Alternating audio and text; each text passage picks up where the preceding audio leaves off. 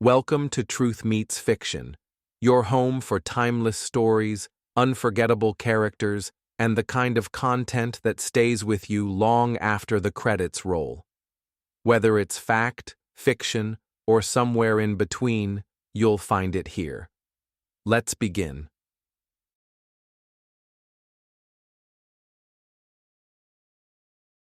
From Hollywood, it's time now for Edmund O'Brien as...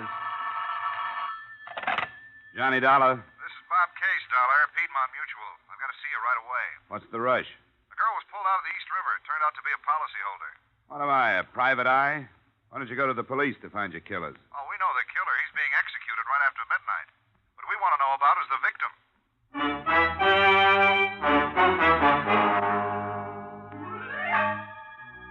Edmund O'Brien in another transcribed adventure of the man with the action-packed expense account. America's fabulous freelance insurance investigator. Yours truly, Johnny Dollar.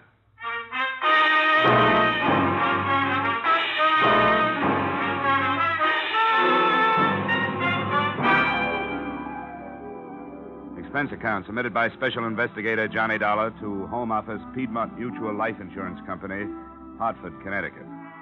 The following is an accounting of expenditures during my search for the beneficiary of policyholder Pearl Carrasa. Expense account, item 1, $4.50, mileage, Hartford to Sing Sing Prison, last place of residence of the girl's convicted murderer, Monty Pruitt. He was sitting in his cell playing solitaire. Hey, what time is it? About 11, Marty. An hour more. How much you say the policy was for? $5,000. 5,000. That's funny. Just what I got paid for the job. Who'd she leave it to, the old lady? Yeah. Yeah, I knew she would.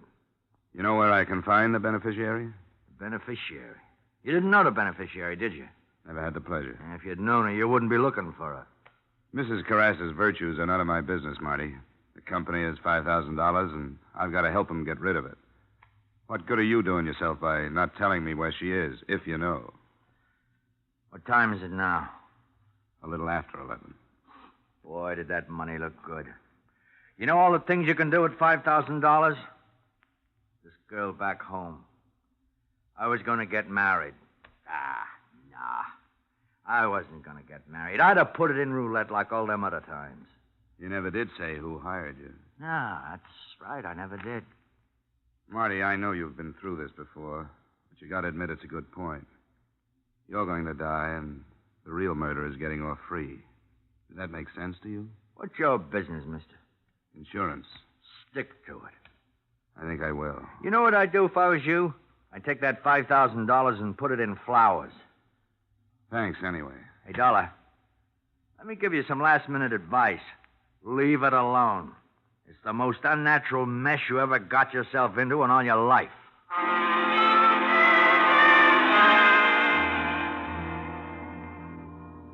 Expense account, item 2, $3.56, mileage, Ossining, New York to police headquarters, New York City, where the next morning, Lieutenant Bernard Goldberg offered me photographs of the dead girl, a cigar, and what little information he had. A body. We got the name off the wallet in her hip pocket. What? Slacks. Oh. A patrolman down at the docks picked up Monty Pruitt right at the scene. The trial was cut and dried. But it's funny about these guys. Yeah. It's crazy loyalty to somebody who maybe wouldn't think twice about slitting his own... Yeah? 2 M's in remit. Dollar. 2 M's in remit. No. No. Thanks, Lieutenant. You don't have any idea where I can start looking for the mother. Most I can do for you is to give you the girl's last known address. But we've been over the ground 100 times. It's a rooming house. Nice but stupid old couple that don't know nothing. This Seattle address on the policy. 1941. Then San Diego, then to Cairo, maybe. Who can know? But we're still working on it. Hey, Lieutenant, how do you spell parasitical? Dollar. Parasitical. Tell him to look it up. Look it up, Sergeant. What am I, a Webster?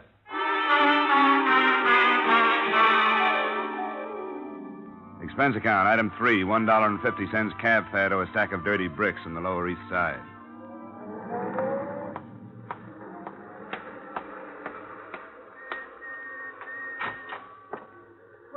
have no business being up here in the first place, and especially with your husband in that condition. Looking for somebody, mister? Yeah, the manager. Third door to your right. Thanks. Now, don't tell me it's none of my business. Not when I bring soup down there every single day. Why, I never heard the like of you. Oh, You haven't come any in. right to talk. Howard. Why don't you sit down? Thanks. You the manager? I am the manager. Howard's the manager. Well, my name is Johnny Dollar. I'm with the It's all right. We don't ask for references, do we, Howard? Except under special circumstances. I'm afraid you misunderstand. I'm not looking for an apartment. I'm an investigator with an insurance company, and I'd like to ask you a few questions. We never had a fire in this building. That was next door. They keep rubbish in the basement. The company's warned them time and time again. Never does any good. I'd like some information about a girl who I understand was a tenant here, a Miss Pearl Carrasa. The police were already here, Mr. Dollar. 4 times. Lieutenant Goldberg thanked us for our cooperation. She was such a nice girl. Quiet. Home-like. And generous. Oh, yes, terribly. How long was she with you? How long was it, Howard? Just 2 weeks. Just 2 weeks. But we got to know her so well. She was such a lonely girl. She used to come down after dinner sometimes and talk about music and all the places she'd been. Well, where'd she come from originally? She never said, but she'd been everywhere. In Florida. Everywhere. Did she have any visitors? Oh, no. I know. One of the first things she told us was no visitors. If anybody asked for her, she wasn't home. Such a lonely girl. So pretty, too. You'd think she'd have boyfriends. No, Mr. Dollar, no visitors. Did she act as if she were frightened of something? That's just what the police asked us, and we told them before, and we told them at the trial that we thought she was frightened. Yes, we had her luggage here for a while, but the police took it. I've been through it, thanks. Did you notice all the labels from all over everywhere? Wonder what they're going to do with all those lovely dresses and shoes. Look, I know the police asked all these questions, but did you happen to notice if she got any mail? Yes, we did. She didn't. No, not a single letter, no. Did she spend much time away from her apartment? Very little, only. Yeah, twice a day, once in the morning and once in the afternoon, but she always came back within an hour. I don't suppose you have any idea where she went. That's right, we don't. What'd you say you were again? Insurance investigation. Thanks for your time.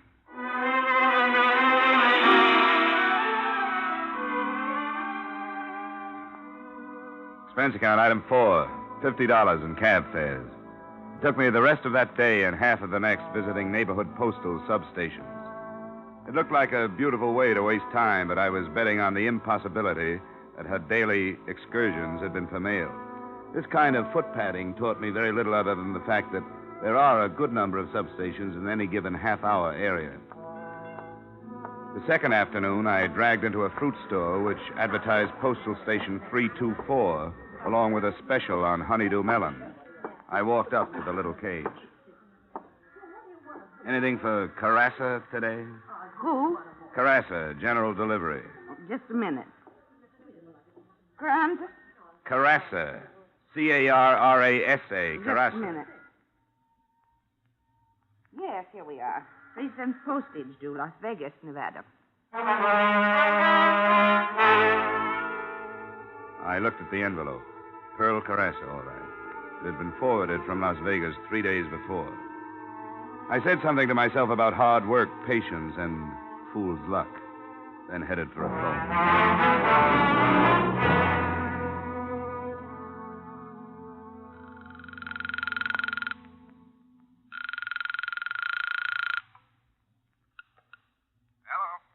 This is Dollar, Bob. On the Carrasa thing, I'm still cold on the beneficiary, but we've got the girl traced as far as Las Vegas. Well, that's a long haul for a $5,000 policy. You have a final address on her there? A letter was forwarded to General Delivery here in New York that was originally addressed to the Rambo Club. I got a permit and had it opened. It's nothing but a dressmaker's bill.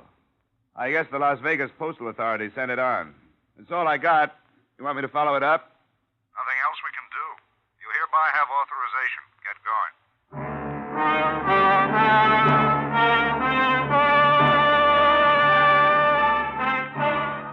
Expense account, item 6, $200 air travel and expenses to Las Vegas, Nevada. Specifically, the Rambo Club. It's always the same when I hit Las Vegas. I expect to find tuxedos and evening gowns playing the games, but I never do. A bootblack comes in off the street with the last quarter he made and plunks it down on 21. A grandmother with a California pension. A red-headed kid with Oscar's Super Service tattooed on his overalls.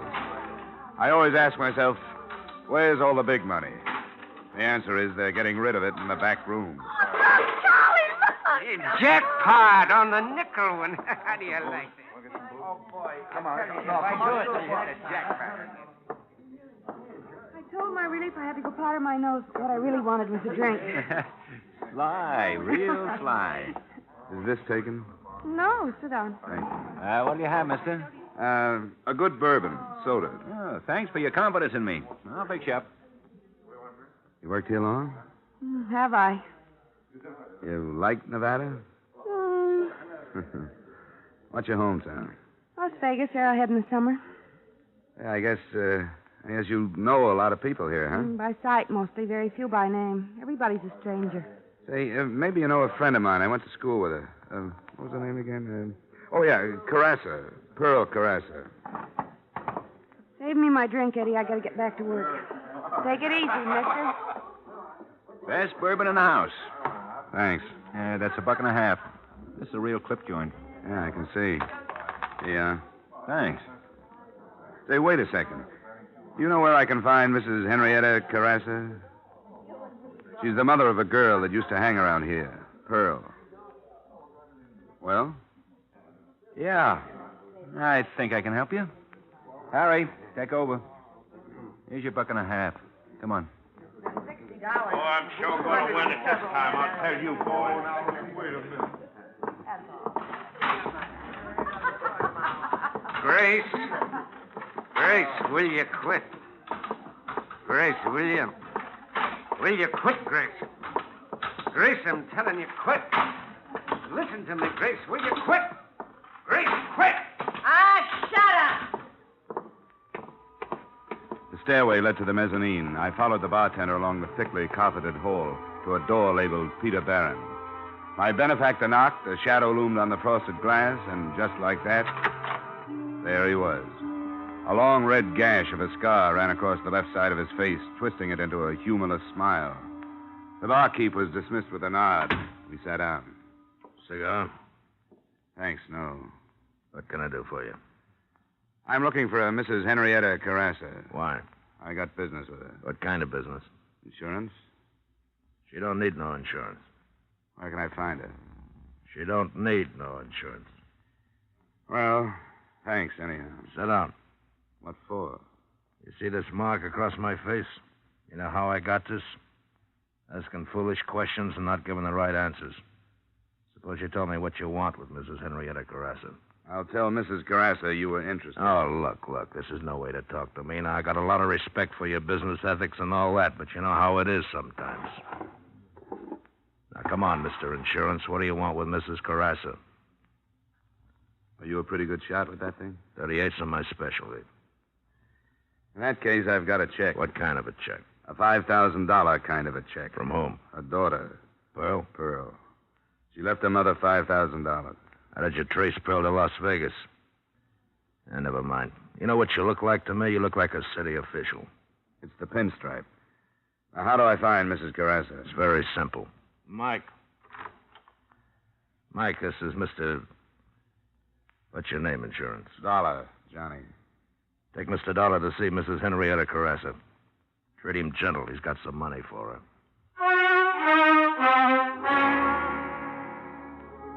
The place looked and sounded the same on the way out, but something was different.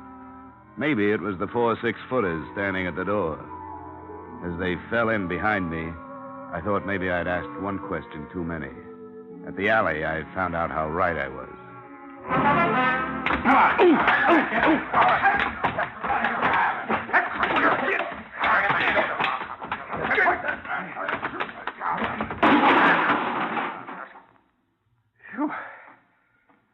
He was a tough one. Would have been easier. Just slipping my Mickey.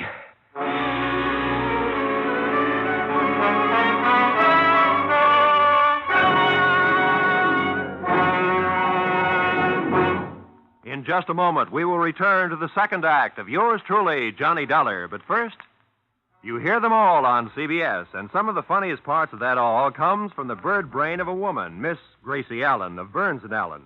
Top troopers on the American stage for years, top radio stars after that. George and Gracie are now playing a big part in CBS's great Wednesday night lineup. Bing Crosby, Groucho Marx, George and Gracie, and Dr. Christian. Join George Burns and Gracie Allen this Wednesday night on most of these same CBS stations. And now, with our star, Edmund O'Brien, we return to the second act of Yours Truly, Johnny Dollar.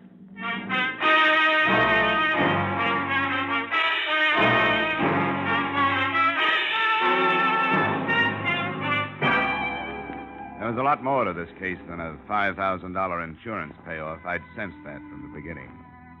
A hired killer with a still unknown employer had searched out the girl in her New York hideaway and done a thorough, if not profitable, job. His warnings, which a man of my profession is bound to ignore, were beginning to materialize. As I woke up, I could hear voices. Could have brought another wallet with him and left it at the hotel, Took him in the alley and Joe and Harry. Oh, wait a minute. Wait a minute. I think he's waking up. Hold his head. Okay. Hey, you ought to get a doctor for him, maybe. Nah, doctor. He looks terrible. Dollar.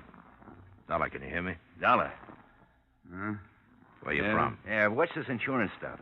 Who you really working for? Is it the New York Police Department? Where did you get these cards in your wallet? Come on, Dollar. Answer me, Dollar. Give me some water. Get him some water. Hey, get some water, Joe. Now, sit up. Come on, sit up. Here, I'll help you. There. All right, now what's the idea? That's what we'd like to know. Where do you know Pearl Carrasa from? Oh, that name. Come on. I'm looking for her mother. What do you want with her mother? She left an insurance policy. Girl, $5,000. Hey, here's the water. Thanks.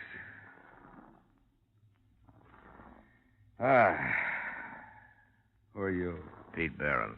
Oh, yeah. Yeah, the face is familiar. You mustn't be bitter, Dollar. Why? Why questions? Look, I'm just a working man. It's so simple. There's a company in Hartford, an insurance company. They sold a policy. The girl that bought it is dead. Policy is for $5,000. The money goes to her mother. All I want to know is, where is mother? No kidding. Are you really an insurance man? No kidding. Well, why didn't you say so? Why didn't you come right out with it? Why do you go sneaking into bars asking funny questions? Mister, do you know a Mrs. Henrietta Carrasa? You're in Las Vegas? Here in Las Vegas. I tell you what I'll do. I'll look it up for you. Thanks. Now, lay me back down again.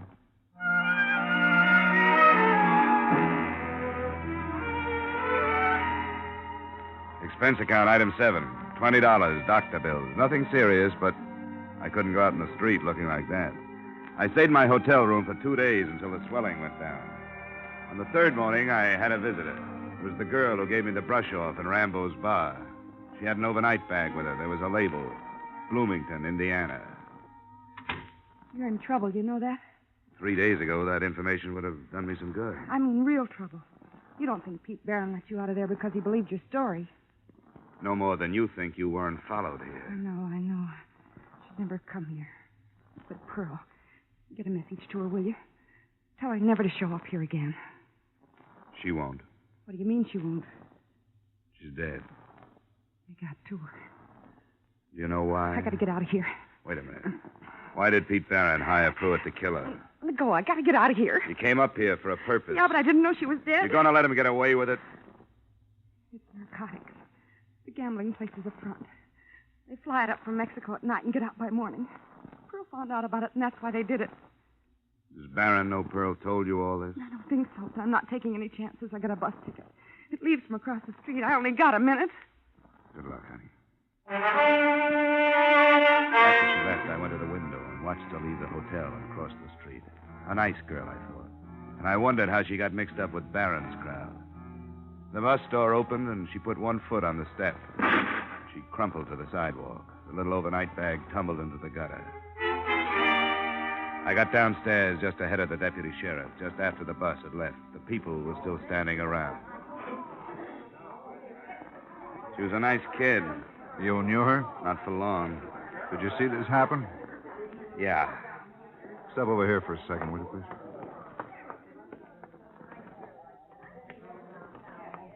May I have your name, please? Yeah, sure. Here, here's my ID card. Insurance investigation. Something about her? No, a friend of hers. pulled out of the East River. Pearl Carrasa, shot to death. Carrasa? Yeah, you didn't know? Oh, we heard she left town. That was about all. She got mixed up with Pete Barron and her family disowned her. Well, did you see what happened to this girl? She was just getting on the bus. Sounded like a rifle. She was working for Pete Barron, too. Yeah, I thought I recognized her. She just come up to see me. Had quite a story to tell. Barron's running narcotics up from Mexico by plane. Yeah, so I've heard. We've had our eye on him for months, but we aren't ready to pick him up yet. Why would she tell you that? She had to tell somebody. She had a message she wanted me to deliver to Pearl. Well, this is beginning to tie up. But what's insurance got to do with it? Carrasa girl left a policy, $5,000 to her mother. Her conscience must have bothered her. Comes from one of the finest families in this part of the country and starts downhill with a crowd like that. Now, her mother needs $5,000 like I need 2 haircuts. And, mister, if I were you, I'd take that check out to Carrassa's and catch the next plane out of town. You know something, Sheriff? That's just what I'm going to do.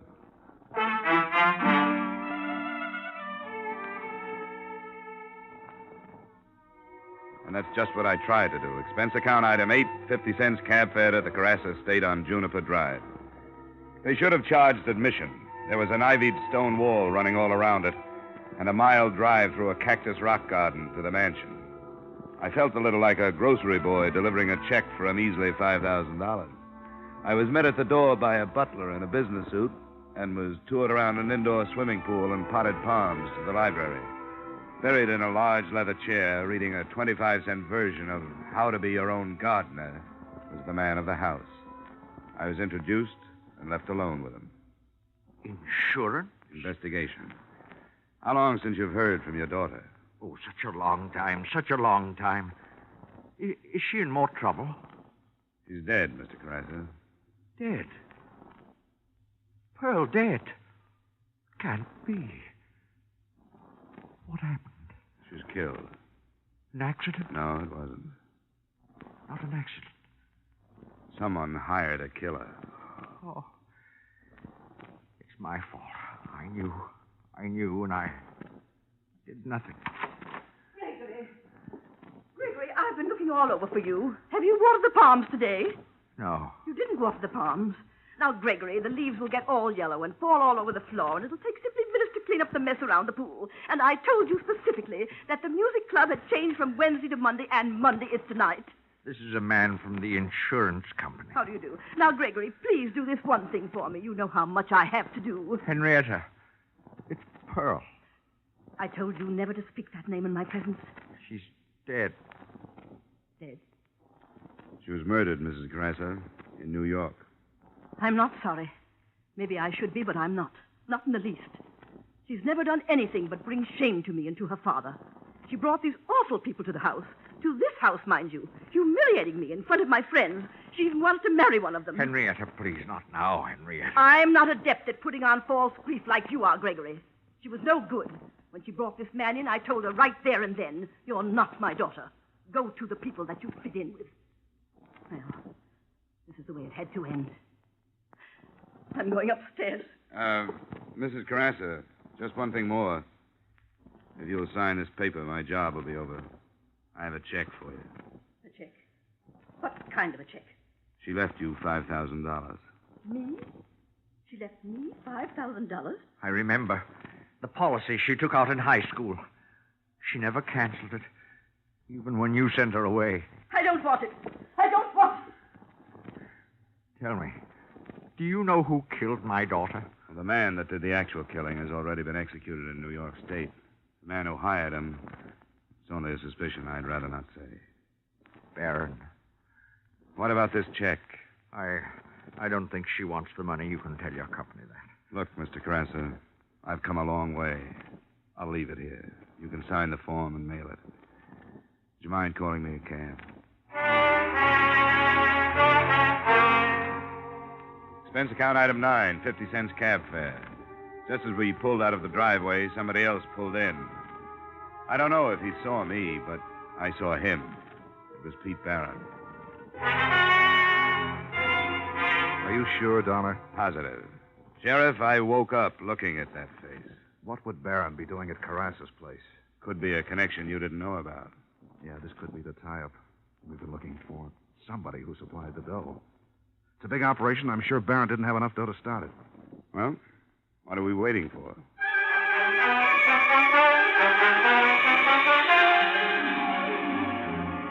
I rode down with the sheriff. We bypassed the butler by taking him into custody. We heard voices coming from the library and stopped outside the door. Business, I had to do it.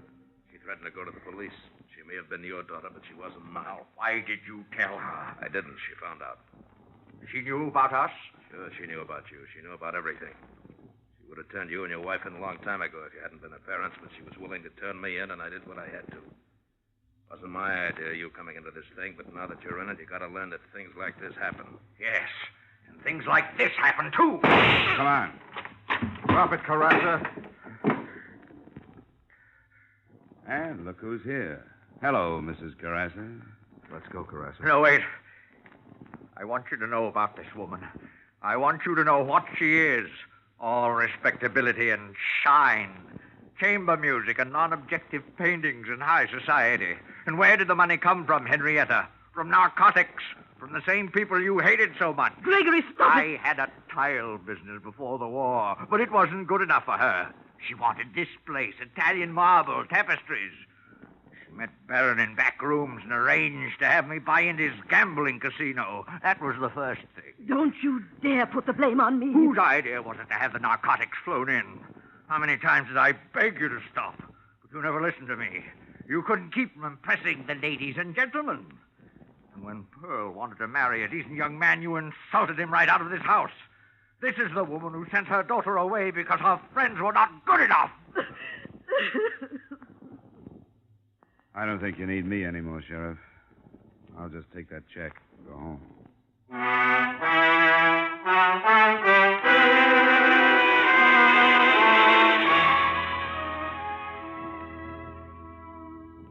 Expense account, item 10, $200. Transportation back to Hartford. I don't know what you can do with the check.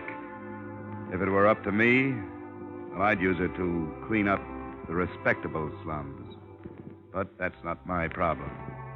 Expense account total, $712.55. Yours truly, Johnny Dollar.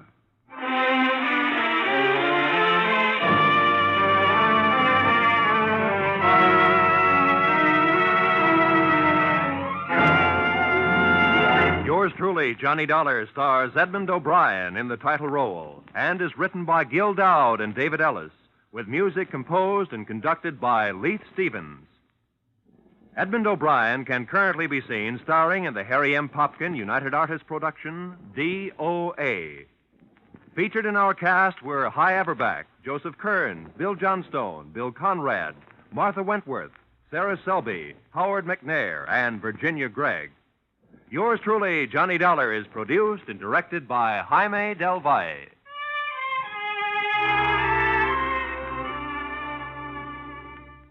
Join us again next week at this same time when, from Hollywood, Edmund O'Brien returns in another transcribed adventure of... Yours truly, Johnny Dollar.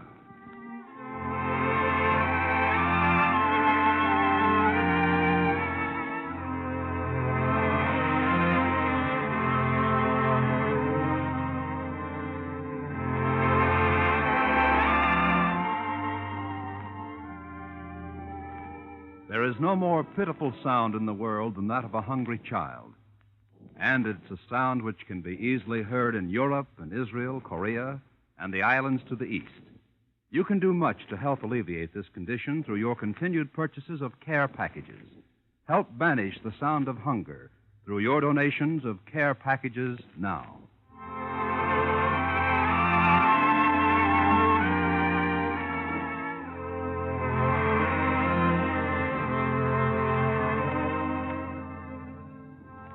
There's a man with a little black bag turns up on most of these CBS stations every Wednesday night. And out of it comes some of the most light-hearted and most moving stories on the air. The man, why, it's Dr. Christian, of course. And tomorrow night's the night for another of his famous visits. Be sure to hear Dr. Christian starring Gene Hirschholt as the beloved small-town physician every Wednesday night. Now stay tuned for the adventures of Philip Marlowe, which follow immediately over most of these same CBS stations. This is CBS, where Wednesday night is Bing Crosby night, the Columbia Broadcasting System.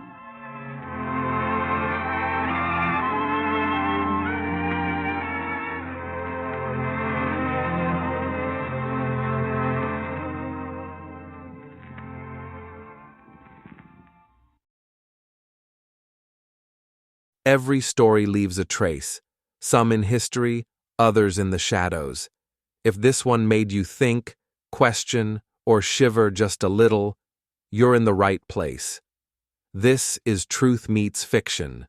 Until next time, stay curious, stay sharp, and don't believe everything you're told.